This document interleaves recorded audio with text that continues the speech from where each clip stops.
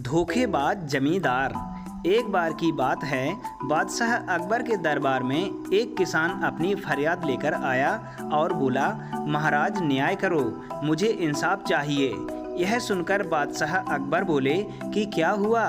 किसान बोला, महाराज मैं एक गरीब किसान हूँ। कुछ समय पहले मेरी पत्नी का निधन हो गया और अब मैं अकेला रहता हूँ। मेरा मन किसी भी काम में नहीं लगता है, इसलिए मैं एक दिन गांव के जमींदार के पास गया।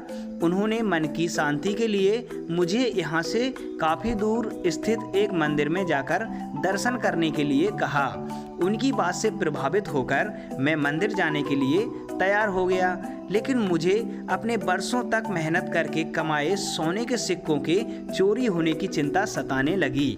जब मैंने यह बात जमींदार को बताई तो उन्होंने कहा कि वह उसके सोने के सिक्कों की सुरक्षा करेंगे और उसके वापस आने पर सिक्के लौटा देंगे। तो मैंने सभी सिक्के एक थैली में डालकर उन्हें दे दिए। एहतियात के तौर पर जमींदार ने मुझे थैली पर मोहर लगाने को कहा। मैंने मोहर लगाकर सिक्कों की थैली उन्हें दे दी और भगवान के दर्शन करने के लिए चला गया।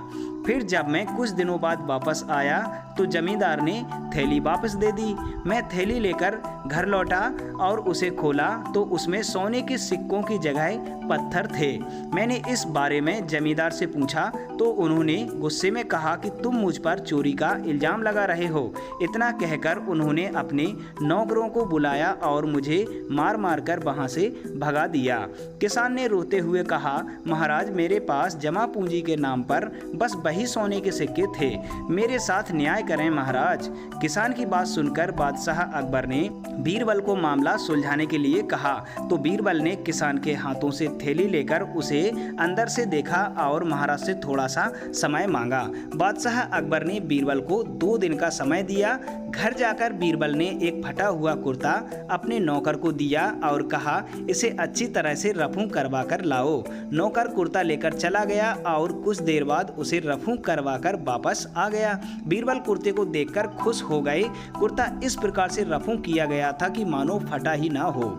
यह देखकर बीरबल ने नौकर से उस दर्जी को बुलाकर लाने को कहा। नौकर कुछ ही देर में दर्जी को लेकर आ गया। बीरबल ने उससे कुछ पूछा और वापस भेज दिया।